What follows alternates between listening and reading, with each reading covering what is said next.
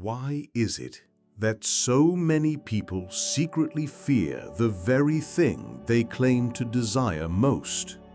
We say we want wealth, we dream of it, pray for it, chase it through sleepless nights and endless work. But deep inside, in a place we rarely dare to look, there is a quiet trembling, a whisper of fear that maybe, just maybe, we're not ready to hold what we say we want. What if the fear of poverty is not our greatest enemy, but the fear of abundance itself?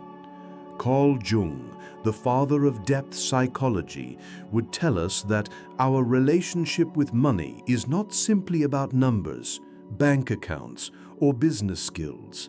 It is about the unconscious, about shadows we inherited from our parents, our culture, and the ancient stories of humanity itself. Money, in Jung's lens, is not paper. It is a symbol, a mirror of power, survival, desire, and guilt. And when a symbol carries this much weight, our unconscious cannot leave it untouched. That is why so many people sabotage themselves at the very threshold of wealth. That is why success slips through their fingers like water, even when they seem to do everything right. But here's the secret Jung uncovered. The fear of wealth is rarely about money itself. It is about what wealth threatens to awaken inside us. Imagine this for a moment. You've been climbing a mountain your whole life. Every day you picture what it will feel like when you finally reach the top. The freedom, the power, the ability to breathe without worry. But as you get closer, you notice something strange. Your heart begins to race, not with excitement, but with dread. Because at the top, there will be no excuses left. No stories of one day I'll make it. At the top, you will stand face to face with yourself, with who you truly are when nothing is holding you back.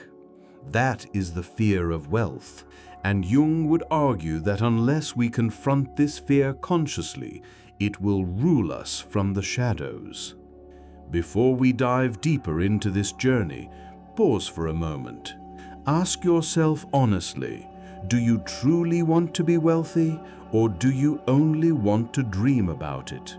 Because if you stay with me through this exploration, you'll discover that money is not just a means of survival. It is a stage upon which the deepest dramas of our psyche are performed. The fear of judgment, the fear of change, the fear of responsibility, and perhaps the deepest fear of all, the fear that we might actually be worthy of more than we've ever allowed ourselves to believe. So if you're new here, subscribe to Misty Wave and ring the bell, because what we uncover today will not just change how you think about money, it might just change how you see yourself. Now, let us step into the shadows Jung spoke of. Think back to your earliest memory of money, not what you earned, but what you saw. Maybe it was your parents arguing late at night when they thought you were asleep, voices rising about bills, about rent, about what could or couldn't be afforded. Maybe it was the envy in your father's eyes when he saw someone driving a better car. Or maybe it was your mother telling you, gently but firmly, that money doesn't grow on trees. Those moments planted seeds, seeds that grew roots deep into your unconscious mind. And from those roots, beliefs formed. Money is dangerous. Money corrupts. Money divides families. Money makes people greedy. Money is for others, not for us. Jung would call this the collective shadow, the repressed, unspoken truths we carry not just individually, but as cultures, as societies, and for centuries, humanity has carried a conflicted shadow about wealth. On one hand, we worship it. On the other, we demonize it. We envy the rich, yet tell ourselves stories about their moral decay. We crave abundance, yet cling to identities built on struggle and scarcity. This duality creates a split inside us, a conscious self that says, "I want more," and an unconscious self that whispers, "But more will destroy me." And when those two forces clash, the result is self-sabotage. Opportunities missed, risks avoided, success reached, and then mysteriously undone. Pause for a moment here. Think of your own life. How many times have you been close to breakthrough? A promotion, a business idea, a chance to step forward, and then something in you hesitated, delayed, pulled back. Was it really bad timing? Or was it the shadow tugging at you, whispering that abundance is unsafe? This is why Jung insisted that the work of individuation, becoming whole, is inseparable from confronting our relationship with symbols like money. Because until you can reconcile the shadow, you will always fear what you desire. And here's the paradox Jung uncovered. The shadow does not go away by denying it. It goes away by facing it, by asking, what stories did I inherit about money? Which of them are truly mine, and which belong to a culture that feared change, or parents that struggled, or religions that equated poverty with virtue? In the coming moments, we will go deeper. We'll explore how money becomes entangled with guilt, with love, with the need for approval. We'll see why so many people unconsciously push wealth away even as they chase it. And most importantly, we'll uncover how to face this fear, not by chasing more, but by understanding what more really means to the soul. Because wealth is not only about what you hold in your hands. It is about what you can hold in your heart without being crushed by its weight. And that, as Jung would remind us, is a task far greater than most ever realized. When you were a child, money was never just money. It was atmosphere. It was tension at the dinner table, silence when bills arrived, joy when a little extra appeared, or shame when there wasn't enough. You didn't need anyone to explain it. You absorbed it. Children don't learn about money from lectures. They learn from the nervous energy in a parent's voice, from the way adults argue, from the tone in which someone says, "We can't afford that." Jung understood that what we repress in childhood does not disappear. It becomes shadow. And money, perhaps more than any other symbol, carries the weight of generations of shadow. Think of how early the scripts begin. Rich people are greedy. We're not like them. Better to be honest and poor than wealthy and corrupt. At first, these ideas feel like truths. They are spoken with certainty, wrapped in moral tones. But beneath them lies a quiet paradox. If wealth equals corruption, then to pursue wealth feels like betraying your family, your culture, your very identity. And so the unconscious makes a bargain. You will chase money, but only in ways that guarantee you will never truly keep it. You will want success, but only as long as it remains slightly out of reach, so that you never risk becoming the very thing you were taught to despise. This is how the shadow works, not as a monster hiding in the dark, but as a silent puppeteer, tugging at your desires, shaping them, distorting them.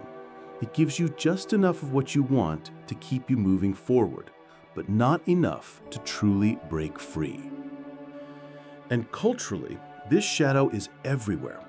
Religions have long glorified poverty as purity, framing money as temptation. Literature is filled with cautionary tales where wealth leads to downfall, greed, or betrayal. Even modern films repeat the story. The rich villain, the corrupt billionaire, the tragic celebrity who loses their soul. These are not just stories, they are cultural spells. And like all spells, they sink into the unconscious, where they shape how entire societies view abundance. Pause with me here. Close your eyes and imagine yourself suddenly receiving more wealth than you ever dreamed, 10 times more, 100 times. How does your body react? Do you feel excitement, or does a part of you feel tense, almost unsafe? That discomfort is the shadow surfacing. It whispers, if I have too much, people will hate me. I'll lose my friends. I'll change. I'll lose myself. This is why Jung often said, the greatest danger is not what we consciously fear, but what we unconsciously fear. Because the unconscious has no limits. It has no logic. It operates through ancient instincts, through archetypes, through inherited stories older than your own lifetime.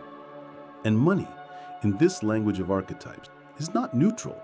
It is linked with power, with survival, with dominance and control. In myths, gold is often cursed. Treasure is guarded by dragons. The hero who seeks it must prove worthiness, not only in strength, but in soul. Why? Because abundance, unchecked, can devour. So when modern people say they want wealth, their unconscious remembers these myths. It recalls the dragon, it recalls the curse, and so fear rises. Quiet, but undeniable. Carl Jung would tell us that this fear is not weakness, it is invitation. An invitation to dialogue with your shadow, to ask, what am I really afraid of? Is it wealth itself, or is it the responsibility that comes with it, the change it will bring, the judgment of others, or perhaps most frighteningly of all, the possibility that I will finally have no excuses left, no one to blame for my unhappiness but myself. Consider how often people win the lottery only to lose it all within years. Consider how many successful entrepreneurs self-destruct just when their business begins to thrive. These are not accidents. They are unconscious patterns playing themselves out, the shadow pulling strings. But if the shadow can sabotage, it can also transform. Jung believed that facing the shadow is the path to individuation, to wholeness, and that means turning toward the uncomfortable truths we've hidden, especially about money. Ask yourself, what did your parents believe about money? Did they see it as scarce, as a source of conflict, as something dirty or dangerous? What stories does your culture tell about the wealthy? Are they heroes or villains? What secret guilt do you carry about wanting more? These questions are not easy. They stir discomfort because they touch wounds buried long ago. But within that discomfort lies the key, for the shadow is not meant to be destroyed. It is meant to be integrated. Imagine someone who has lived their whole life believing that money corrupts. Every time they earned, they felt shame. Every time they saved, they felt fear. They told themselves they only wanted enough, never daring to reach beyond survival. But one day they look closer. They realize this belief was not theirs. It was their father's bitterness, their mother's fear, their culture's suspicion. In that moment, They take back ownership.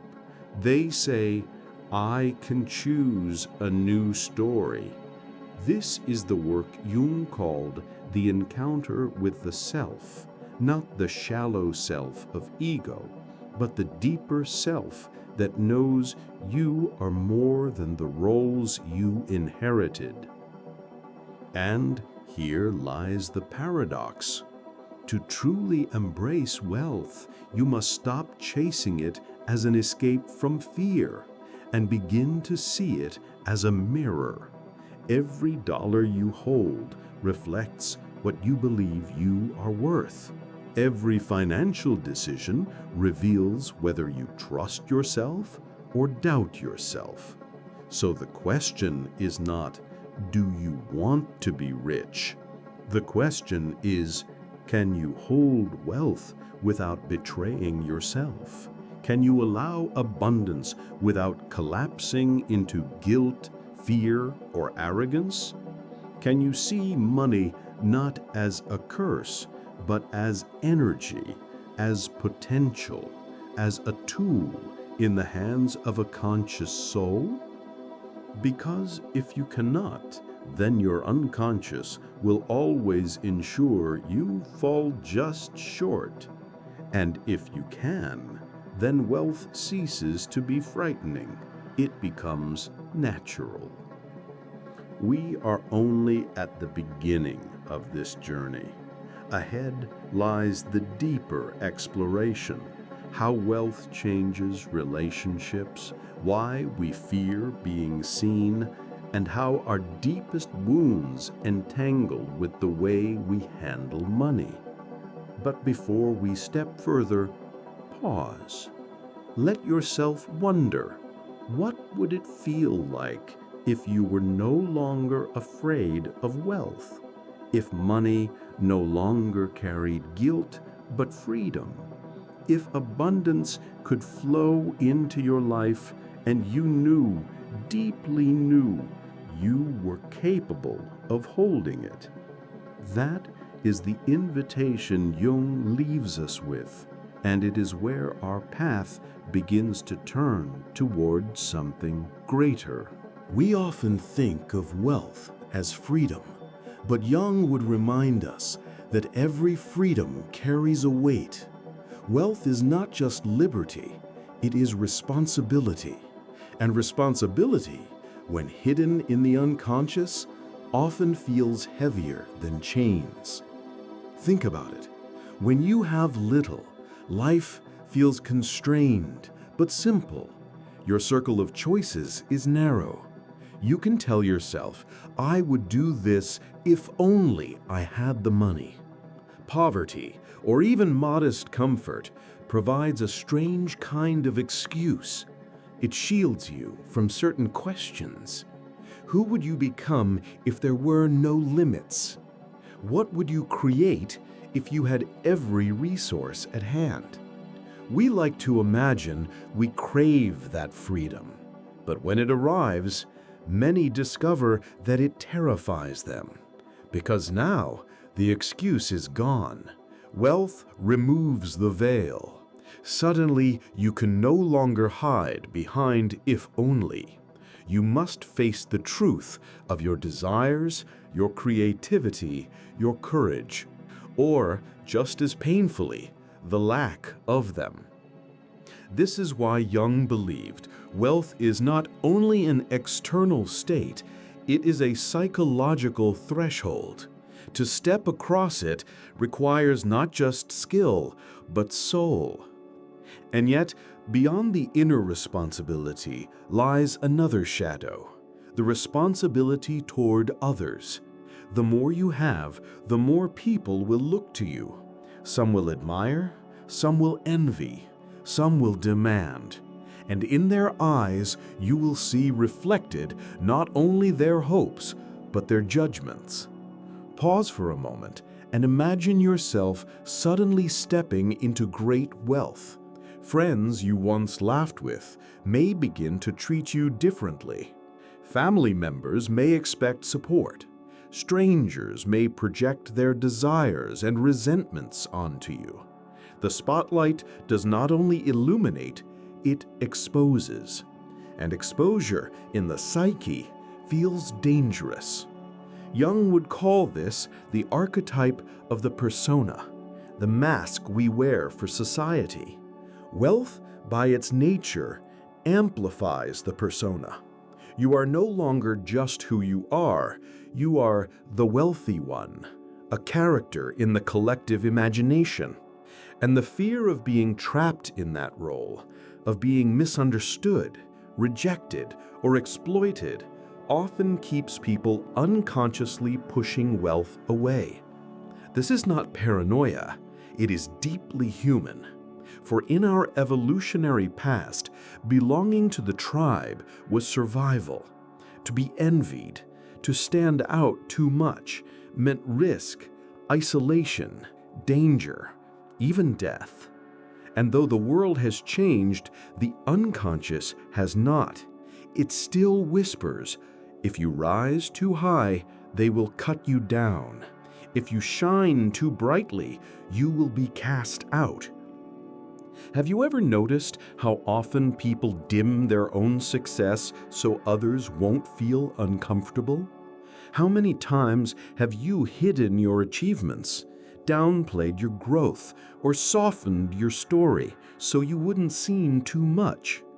That instinct is the fear of being seen, a fear wealth magnifies 100-fold. And so we return to Jung's insight. Money is never just money. It is a mirror. In its reflection, we see not only desire, but fear. Not only opportunity, but risk. Not only freedom, but responsibility. There is a story often told of artists, musicians, or thinkers who fear success more than failure. Failure, after all, is safe. It keeps you in the familiar world of striving, hoping, and dreaming. But success? Success means the world is now watching. And once they watch, they judge. And once they judge, you risk losing the fragile acceptance you fought so hard to earn. This same story plays out with money. To be wealthy is to be visible, and to be visible is to risk rejection. Think of it. When someone says, "I want to be rich," they often picture luxury, comfort, beauty. Rarely do they picture the weight of being misunderstood. Rarely do they imagine the discomfort of realizing that the people they love most may not celebrate their success, but resent it. Yet this is the reality many face. And so, unconsciously, they pull back, they delay, they sabotage, not because they don't want wealth, but because on a deeper level, they fear what wealth will cost them. This fear is often hidden under rational words. I'm just being careful. The timing isn't right. I don't want to risk too much. But beneath those words lies the truth. I'm afraid of what will happen if I truly succeed. Carl Jung would point us to the shadow again. He would remind us that what we repress, we project. If we repress our fear of being seen, we project it as judgment of others. We say, they're shallow, they're greedy, they're corrupt, when in truth we fear becoming the one who is judged. So what is the path forward? Not denial, not blind ambition, but courage. The courage to face the shadow directly, to admit, yes, I fear being seen. Yes, I fear responsibility. Yes, I fear envy and rejection. But those fears will not rule me. For only when you can hold these fears in your hands without letting them control you, can wealth become freedom rather than prison.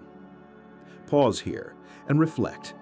If you had everything you needed, all the resources, all the money, all the opportunity, Would you allow yourself to be fully seen? Would you risk the envy, the misunderstanding, the judgment? Or would you hide? This is the test wealth brings. It is not just about numbers in a bank account. It is about who you are when nothing shields you anymore. And if you listen carefully, you'll notice something else. Wealth changes not only how others see you, but how you see them. The dynamics of friendship, love, even family shift when abundance enters the room. Some grow closer, others drift away. Sometimes the ones you thought would support you most are the ones who feel most threatened. Here, another Jungian truth emerges. Relationships are mirrors of the unconscious. When wealth enters your life, it does not create new wounds. It reveals the old ones. It magnifies insecurities, dependencies, hidden resentments. And unless you are conscious, those shadows can shatter the very connections you hold dear. This is why so many fear wealth, even if they cannot admit it, because deep down they know it will change everything. Not only their lifestyle, but their identity, their relationships, their place in the world. And change, to the unconscious, is death. But here lies the paradox. Resisting change is also death, a slower one, a quieter one, the kind where your soul withers while your body continues. So the choice is not whether wealth will change you.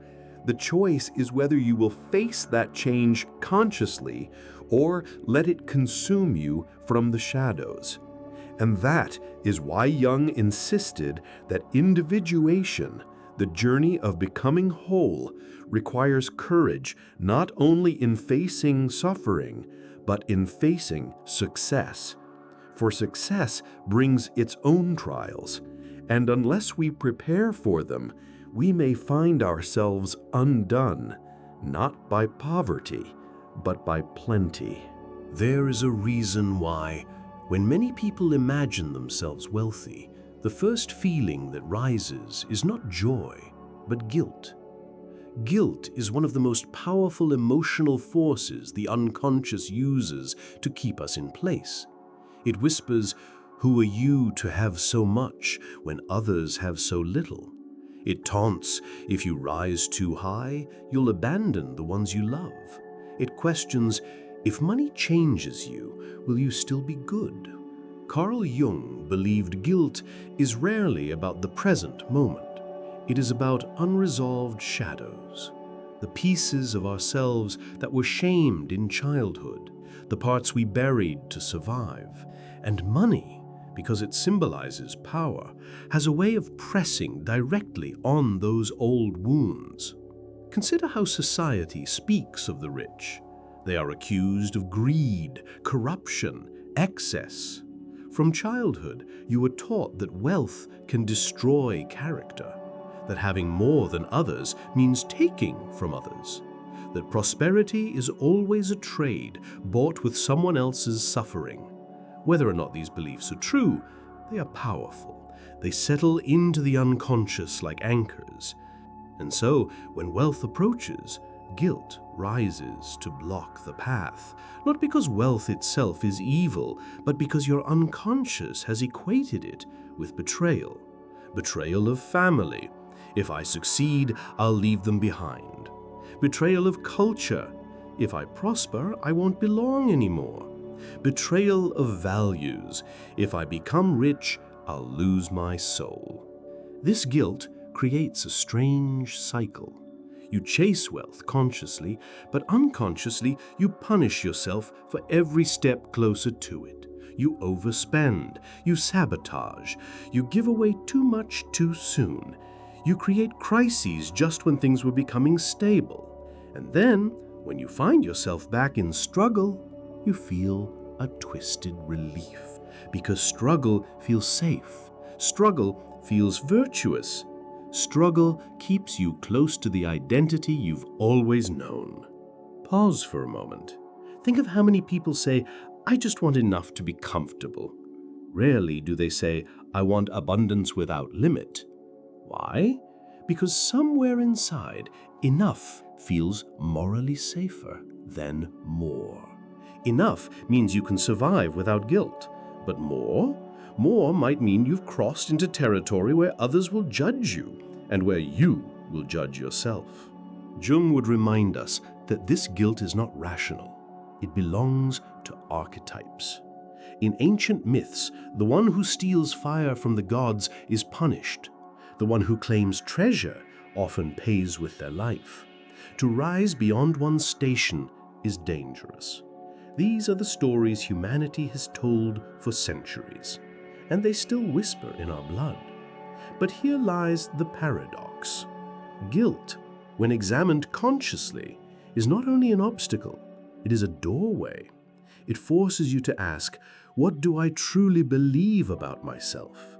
Do I believe I deserve abundance? Do I trust myself to hold power without corruption? Do I see wealth as separation or as connection? Because wealth, in its essence, is neutral. It is energy amplified. It magnifies who you already are. A generous soul becomes more generous with more resources. A fearful soul becomes more controlling. The money itself does not corrupt, it reveals. And this is why so many unconsciously avoid it, because to be revealed is frightening. To be revealed is to stand naked before the world and before yourself with no excuses left. Jung spoke often of the self, the wholeness we are called to integrate. Wealth, when held consciously, can be a tool for this integration. It forces you to face shadow, to reconcile guilt, to claim your worth. But when held unconsciously, wealth deepens the split. It feeds denial, arrogance, emptiness. So ask yourself honestly, when you think of wealth, do you imagine freedom or do you imagine betrayal? Do you see abundance as an expansion of your true values or as a danger that will tear you away from them? This is not just theory. Look at the stories around you. How many people, upon reaching success, feel compelled to apologize for it? How many hide their wealth so others won't feel small? How many sabotage their own prosperity to maintain the comfort of being one of us? This is the secret Jung pointed to. The fear of wealth is the fear of unworthiness. At its core, it is not about money, it is about identity. The unconscious asks, do I truly deserve this? And when the answer is unclear, the shadow takes over. But what if worthiness was never about deserving? What if wealth, like breath, is simply something that flows when we stop blocking it? What if the question is not, am I good enough for abundance, but can I become conscious enough to use abundance well? Imagine a river. For centuries, your family stood on its banks, scooping handfuls of water, never daring to step fully in.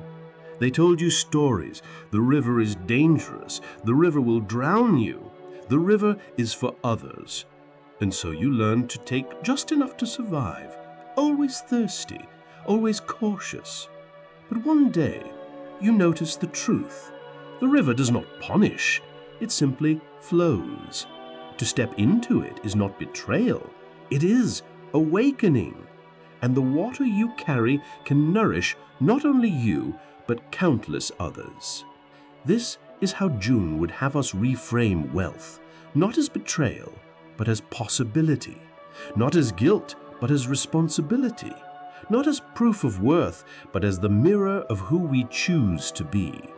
And yet, even knowing this, the fear lingers, because knowledge alone does not dissolve shadow, only integration does. Only the willingness to look at the guilt, to hold it, to ask where it came from, and then to decide consciously whether it still belongs to you. Pause here and ask yourself, whose guilt are you carrying? Is it truly yours? Or is it the echo of parents, teachers, cultures, myths that feared what they could not understand? Because once you see that clearly, guilt begins to loosen its grip, and in its place, a new possibility emerges. Wealth without fear, wealth as alignment, wealth as expression of the deeper self. And that, Jung would tell us, is the point where money ceases to control you and begins to serve you. We often imagine that wealth will solve our problems with others, that money will ease family tensions, heal friendships, or make love simpler. But in truth, Jung would warn us, wealth does not heal wounds, it exposes them. When abundance enters the picture, the shadows hiding in relationships rise to the surface. Envy, dependency, betrayal, feelings that were once subtle suddenly become undeniable. Think of it this way. In the unconscious mind, relationships are not just connections, they are contracts, invisible agreements. We are equals. We are struggling together. We belong to the same world. These contracts feel safe because they are familiar. But when one person suddenly steps into abundance, the contract is broken. And when contracts break, shadows rush in. Friends who once celebrated your victories may now hesitate, their congratulations tinged with bitterness. Family members who once advised you may now demand from you. A partner who once admired your ambition may now fear being left behind. These are not accidents, they are archetypal patterns. Envy, Jung would remind us, is not truly about the other. It is about the shadow in oneself, the part that feels unworthy, unloved, or left behind. When your wealth mirrors someone else's lack, their unconscious reacts with pain. Sometimes they turn that pain outward, attacking you. Other times they turn it inward, withdrawing from you. Either way, the bond changes. Pause for a moment and imagine this. You are sitting at a table with old friends. For years, you all laughed about being broke together, shared meals where the bill was split down to the last coin. But tonight, things are different. You offer to pay for everyone, and instead of gratitude, there is an uncomfortable silence. They smile politely, but the energy shifts. The unspoken agreement that bound you, equality in struggle, has dissolved. This is how wealth tests love and loyalty, not because people are shallow, but because shadows have been awakened. And unless those shadows are faced, they will poison what was once pure. Jung taught that projection is the mechanism by which the unconscious reveals itself. In relationships, this means that others will project their hidden fears onto you, and you will project yours onto them. A friend may accuse you of arrogance, when in truth they fear their own inadequacy. A partner may accuse you of neglect, when in truth they fear being abandoned. And you too may project, seeing others as envious when in truth you fear rejection. Wealth magnifies these projections. Suddenly, everything is louder. Every insecurity, every unspoken tension, every unresolved wound. And in this magnification, relationships either deepen or fracture. So how do we navigate this? Jung's answer was never to deny the shadow, but to integrate it, to recognize envy without shame, to acknowledge fear without blame, to allow conversations about change rather than pretending nothing is different. Imagine a man who becomes wealthy overnight. His friends grow distant. His family makes demands. His partner begins to doubt his love. At first, he resists. He tries to act as if nothing has changed. He downplays his success, hides his abundance, apologizes for his growth. But the tension does not disappear. It only grows. Finally, exhausted, he faces the truth. Wealth has changed the dynamic. It always will. And so he chooses honesty. He speaks openly of his fears, of his desire to stay connected without being consumed. Some relationships survive this honesty, others fall away, but in the end, what remains is real. This is the transformation wealth demands. It forces you to confront which bonds are rooted in authenticity and which were rooted in shared struggle alone. And here lies another hidden fear of wealth, the fear of loss. Not loss of money, but loss of love. Deep down, many avoid success because they sense that abundance will change their relationships, and they would rather keep love than risk losing it. Pause here and reflect. Do you hold yourself back because you fear others will not accept you if you grow too much? Do you dim your light so you can remain part of the group? Do you carry guilt not for what you have done, but for what others fear you might become? Jung would challenge us to ask, is love that depends on your struggle truly love? Or is it attachment born from the shadow's need to keep things familiar? True connection, he would argue, survives transformation. It adapts, it grows. It does not demand you remain small so others feel safe. And if a bond cannot withstand your growth, then perhaps it was never meant to hold your soul in the first place. Wealth then becomes a mirror, not only of self, but of relationships. It reveals who sees you for who you are, and who only saw you for who you were. It shows you where love is unconditional and where it was secretly transactional. This revelation can be painful, but it is also liberating, because once you see the truth, you are free to choose, to invest in relationships that nurture your growth, and to release those that cannot. And so the question becomes, do you fear wealth because of what it will reveal?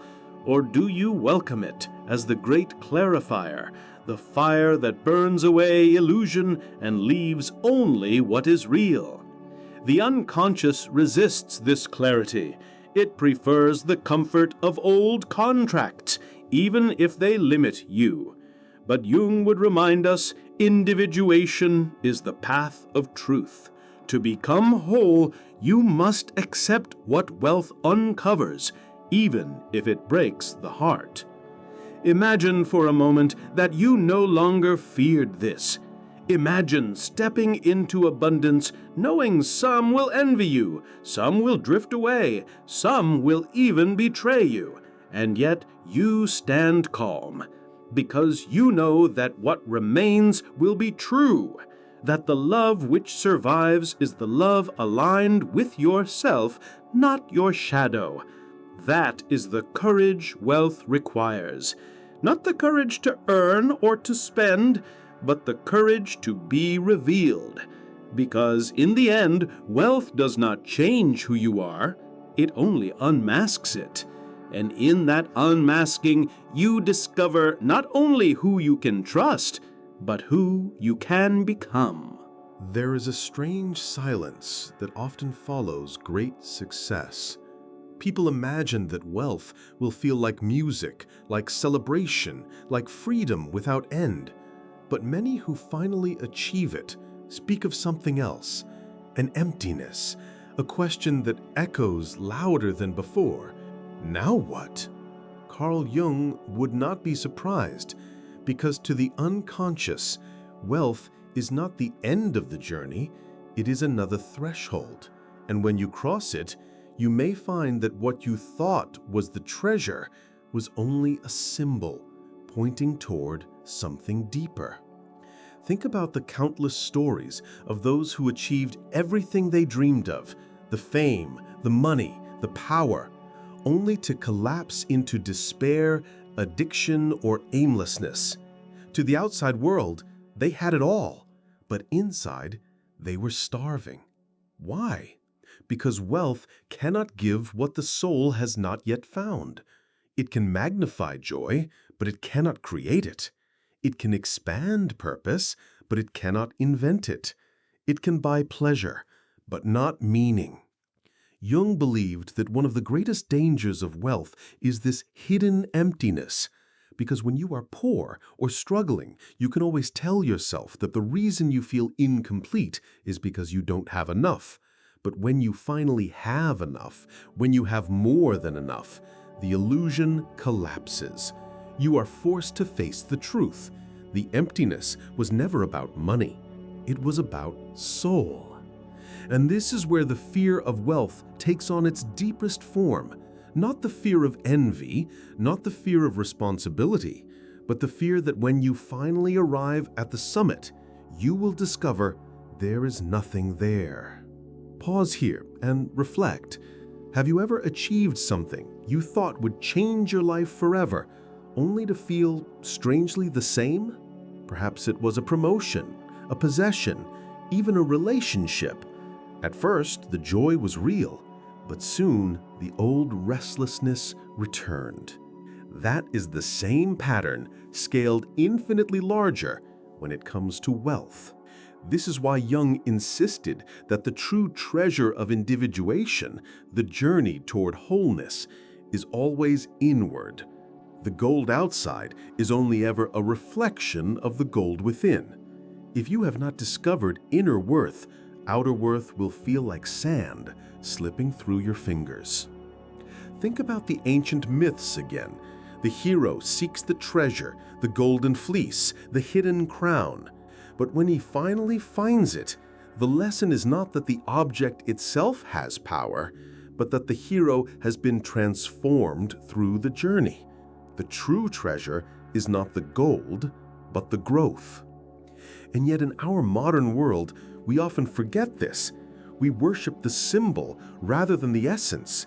We chase money, believing it will heal the wounds of loneliness, of fear, of shame.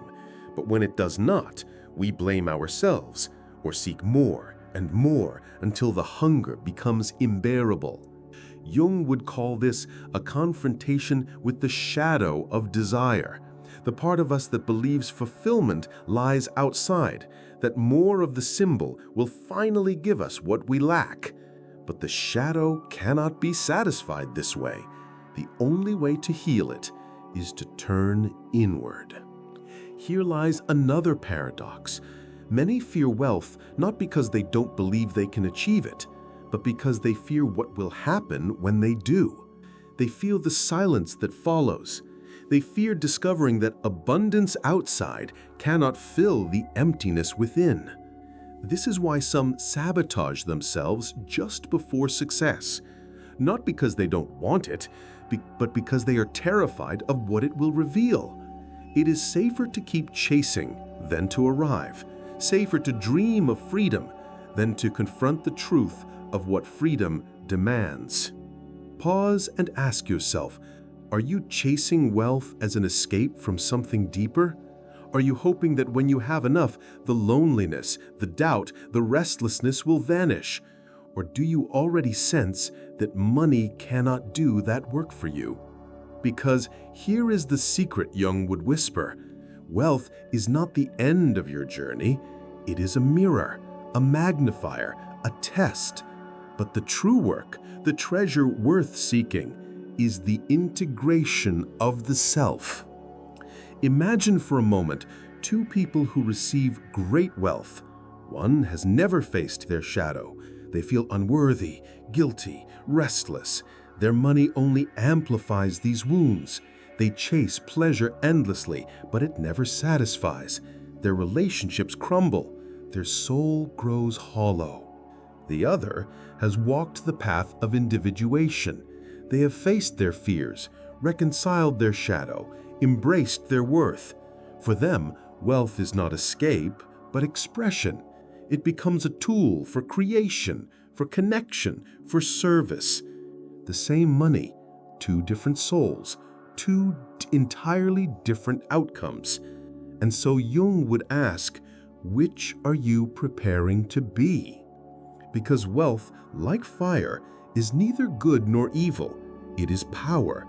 In the hands of the unconscious, it burns and consumes. In the hands of the conscious, it warms, illuminates, creates. This is why so many fear wealth without realizing it, because deep down, they know they are not yet ready to hold it. They sense the emptiness, the unworthiness, the shadow unresolved, and rather than face it, they prefer to keep wealth at a distance, safer to dream than to discover the truth. But here lies the invitation. Wealth is not only a mirror of fear, it can be a catalyst for growth. The moment you feel that fear, that guilt, that emptiness, you are standing at the threshold of transformation. You are being asked not to chase more, but to go deeper. Not to accumulate endlessly, but to integrate fully. Pause now and imagine yourself stepping into great abundance, but without fear. Imagine that you know your worth does not depend on money, that guilt does not chain you, that emptiness does not haunt you. Imagine that wealth simply flows through you, amplifying what is already whole within. That is not fantasy.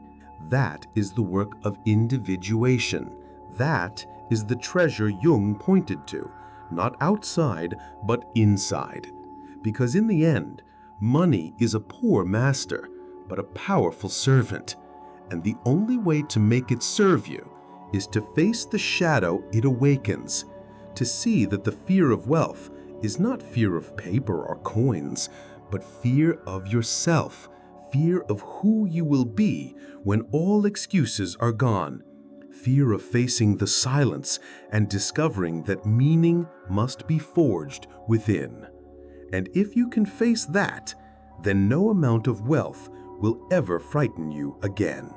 Carl Jung often said that one does not become enlightened by imagining figures of light, but by making the darkness conscious. And nowhere is this more true than in our relationship with money. We live in a world where wealth is both worshipped and condemned, desired and feared. It is easy to get lost in the extremes, chasing abundance without reflection or rejecting it with guilt and judgment. But individuation, Jung's path to wholeness, is not about extremes. It is about integration. Integration means turning toward the shadow, not to destroy it, but to understand it, to look at your fear of wealth, your guilt around abundance, your discomfort with responsibility, and say, this too is me. This too belongs to my story. Because only when you accept what is hidden can you choose what to do with it. Imagine standing in front of a mirror. On one side, you see the part of you that dreams of success, freedom, luxury.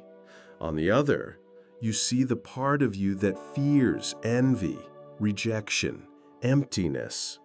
Most people spend their lives switching between these reflections, never realizing both are the same face.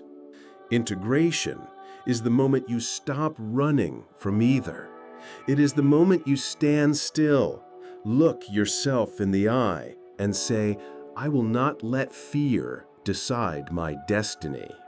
Jung taught that symbols are bridges to the unconscious. Money is one of the most powerful of these symbols. And like all symbols, it can enslave you if you remain unconscious, or liberate you if you approach it with awareness. So how do we integrate wealth? It begins with honesty. Honesty about the stories you inherited, the fears you carry, the wounds you protect. Perhaps you grew up believing money divides families. Perhaps you were taught that the wealthy are selfish. Perhaps you saw greed destroy someone you loved. These stories live in your body as tension, in your mind as hesitation, in your soul as guilt. To integrate them, you must first bring them into the light. Pause here and ask yourself, what is the first memory you have of money? What emotion clings to it? Fear, shame, envy, pride. That memory is a doorway. Through it, you can begin to see how your unconscious shaped your relationship with wealth.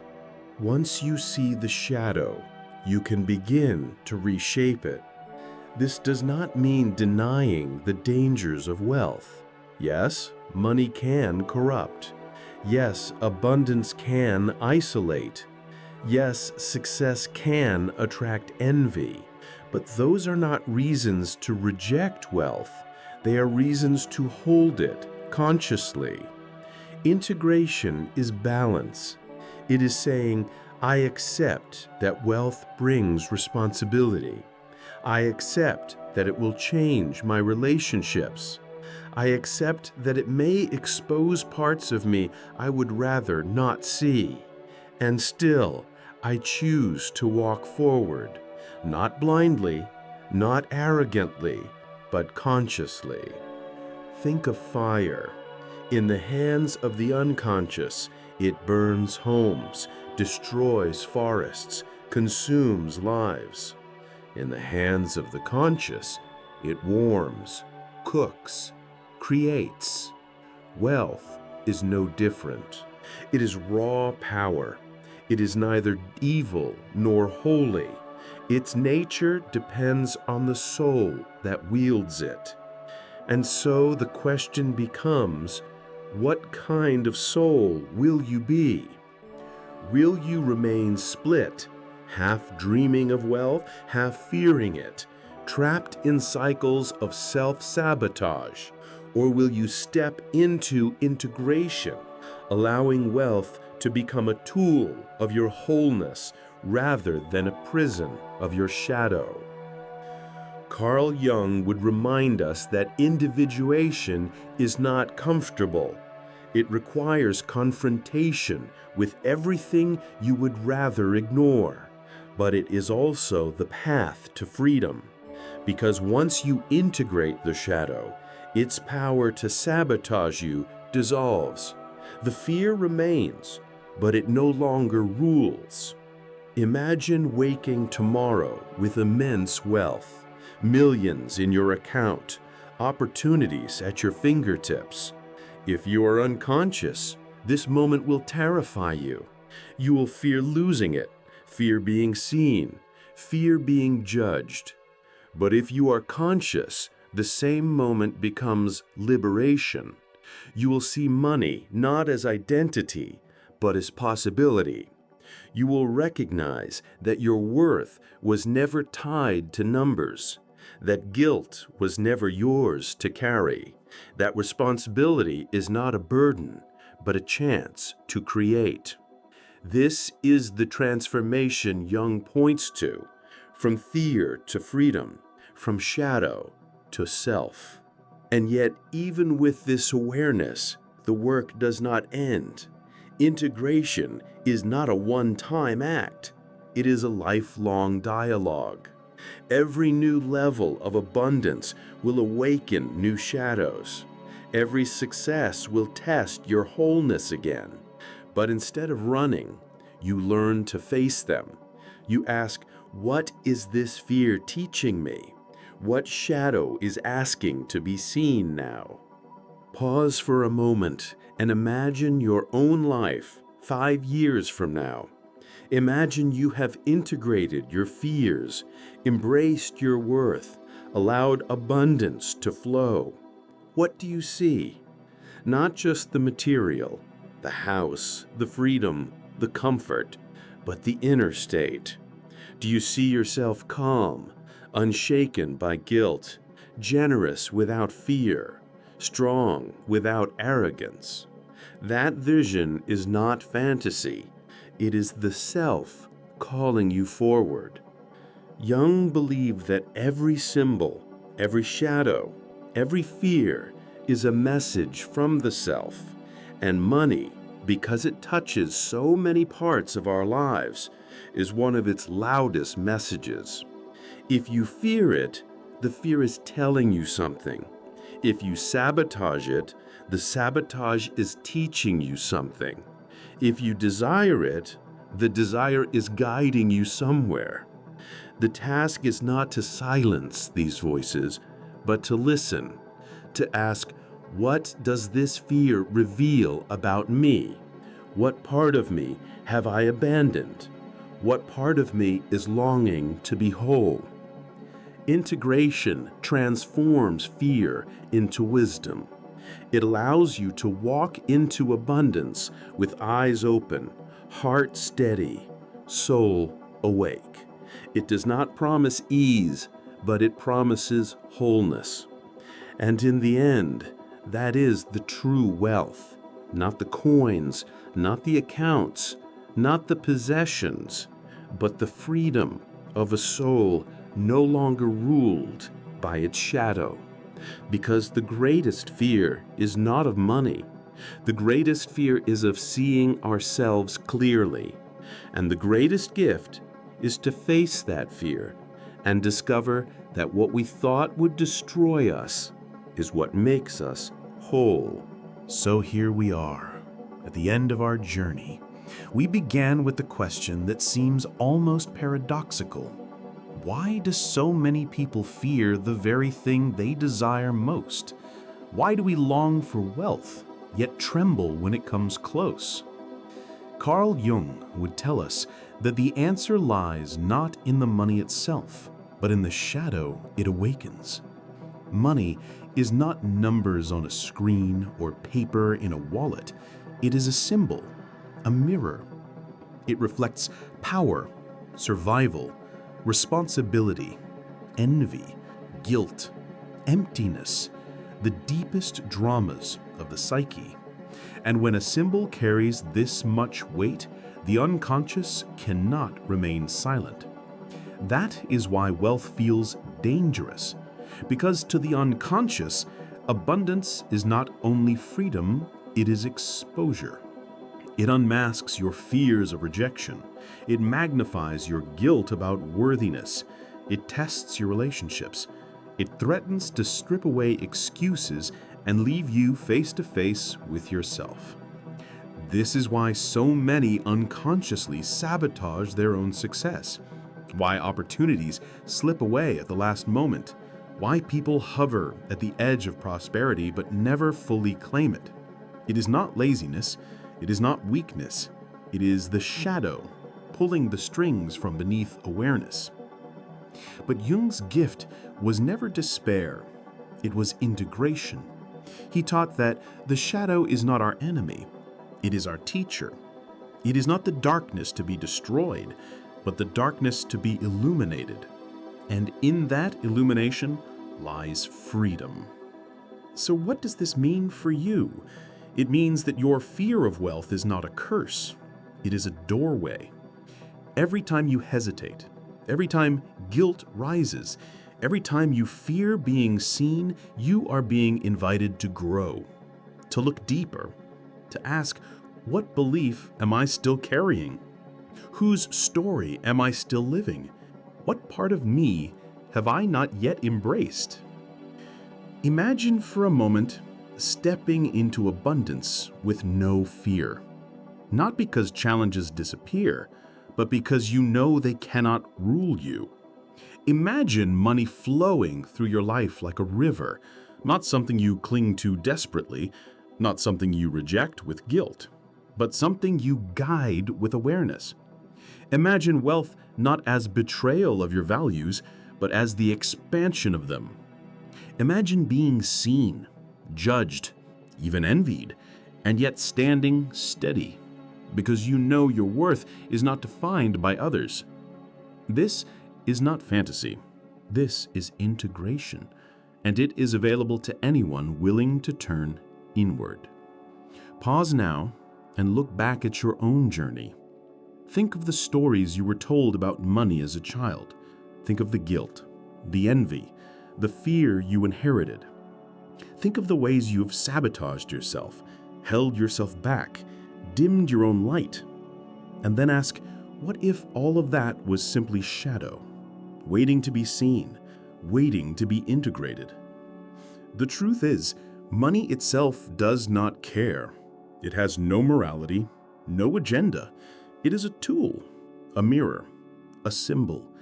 It becomes what you are. And so the real question has never been, will I be rich?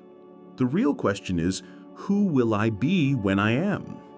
Because the wealth you fear is not outside you, it is inside you. It is the power of your own self waiting to be claimed. Carl Jung would say that individuation, the journey of becoming whole, requires courage not only to face suffering, but also to face abundance. To look wealth in the eye and say, you will not rule me. I will not fear you. You will not corrupt me, nor will I reject you. You are energy, and I am consciousness, and together we will create. That is the ultimate integration, not the rejection of wealth, not blind worship of it, but relationship with it, conscious, steady, whole. So the next time you feel that fear rise when you imagine abundance, do not push it away. Listen. Ask what it is trying to reveal. Perhaps it is guilt that belongs to your parents. Perhaps it is a fear of responsibility. Perhaps it is the terror of being seen. Whatever it is your shadow calling you toward wholeness. And if you can face that, if you can hold the fear without letting it rule you, then wealth will no longer be frightening. It will be natural. It will be an extension of yourself, not a threat to it. Because in the end, the treasure is not the money. The treasure is you, whole, conscious, integrated. Money is only the mirror that shows you whether you have found it. So I leave you with a question. Not do you want to be rich, but are you ready to be revealed? Not can you make money, but can you hold it without losing yourself? Not will you succeed, but will you dare to be whole? That is the secret Jung uncovered. That is the truth behind the fear of wealth. And if this journey stirred something in you, if it made you pause, reflect, or see your own story in a new way, I invite you to stay with us here at Misty Wave. Subscribe, ring the bell, and continue exploring with us the hidden layers of psychology, philosophy, and the soul. Because every symbol hides a secret, and every shadow hides a light. Wealth may be the mirror, but the real treasure is already within you.